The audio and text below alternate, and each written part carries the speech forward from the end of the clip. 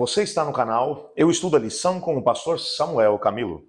Hoje é quarta-feira, dia 3 de abril de 2024, e o tema que estudaremos na nossa lição da Escola Sabatina será O amor encontra um caminho. O texto que serve como base para o nosso texto, ou para o nosso estudo, encontra-se em Gênesis 3,15, que diz: Porém, inimizade entre você e a mulher, entre a sua descendência e o descendente dela. Esse lhe ferirá a cabeça e você lhe ferirá o calcanhar. Quando a rebelião chegou aqui no nosso planeta, o que percebemos é que uma dor muito intensa encheu todo o céu. Os anjos de Deus não conseguiam acreditar que Adão e Eva haviam preferido acreditar no rebelde ao invés de acreditar em Deus. Não dava para acreditar que eles haviam desconfiado daquele que é amor, daquele que não apenas os havia criado, mas havia providenciado para eles aqui no planeta tudo aquilo que eles precisavam para ser felizes. Nada lhes faltava.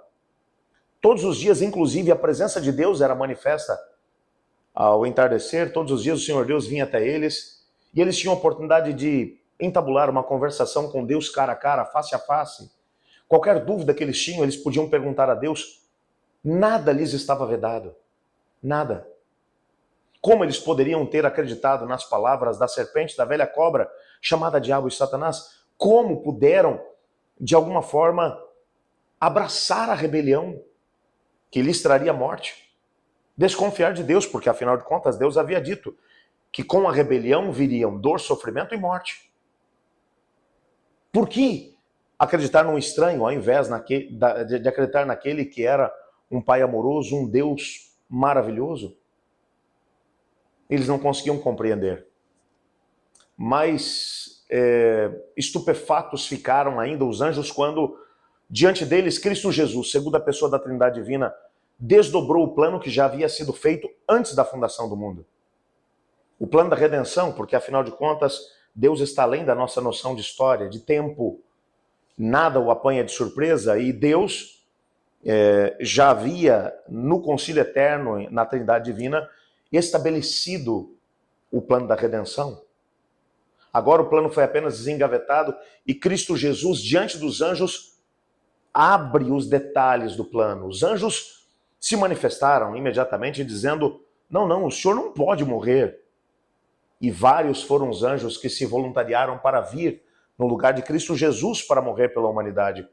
E Jesus agradeceu, mas explicou para eles que a vida de um anjo não poderia pagar o preço exigido pelo pecado. Que somente aquele que é o Criador, aquele que tinha ou que tem a lei como um reflexo do seu caráter, poderia morrer pela quebra da lei, pela desobediência da humanidade.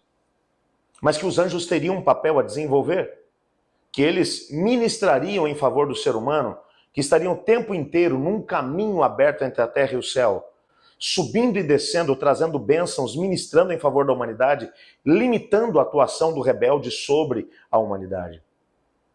E então Cristo Jesus vem até o jardim. Encontra Adão e Eva escondidos. E ele, que é onipotente, tem todo o poder, é onisciente, sabe todas as coisas, e é onipresente, está em todos os lugares ao mesmo tempo.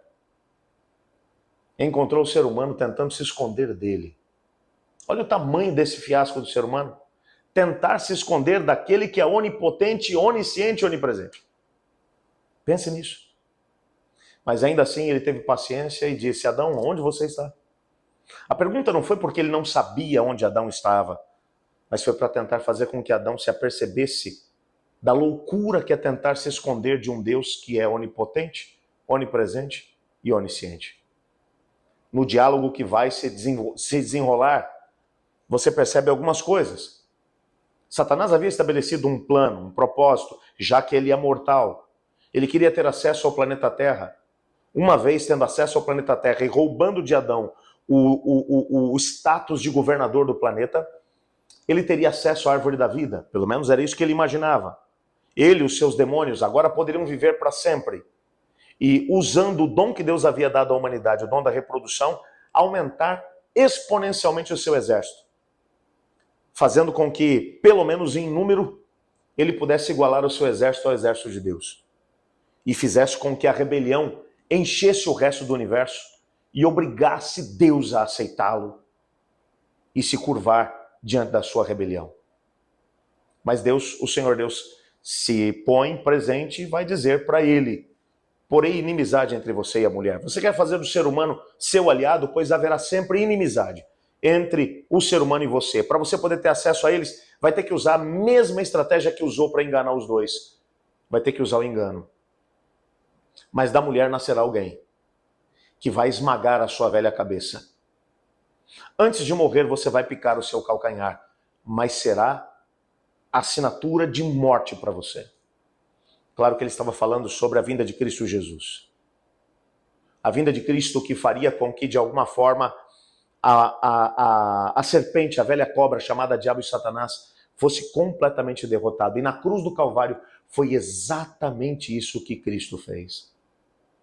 Algumas pessoas se perguntam: será que Deus me ama? Será que Deus me aceita? Será que Ele se preocupa comigo? O que eu preciso fazer para conseguir alcançar a sua atenção, o seu cuidado, o seu favor? Você quer saber até onde Deus esteve disposto a ir por você? Olhe para a cruz do Calvário. Veja até onde Jesus foi por você. Veja os pregos que foram cravados em suas mãos e em seus pés. Veja a sua fronte perfurada pela coroa de espinhos. Veja Cristo pendendo na cruz. Cada gota de sangue que ele derramou é uma declaração de que você é amado e de que ele tem o poder para restaurá-lo à mesma condição que Adão e Eva tinham antes do pecado. Cada gota de sangue derramada por Cristo Jesus na cruz do Calvário é uma demonstração clara de que o amor dele é maior do que a nossa capacidade de fazer bobagem. E uma coisa é fato: um dia Cristo Jesus definitivamente vai fechar a porta que foi aberta por Adão e Eva. A porta por onde entrou dor, sofrimento e morte. Lá em 1 Coríntios, no capítulo 15, o apóstolo Paulo menciona que o último inimigo a ser morto será a morte. Deus vai matar a morte. Vai lançar a morte no lago que arde com fogo e enxofre. E então os salvos dirão: ó morte, onde está a tua vitória?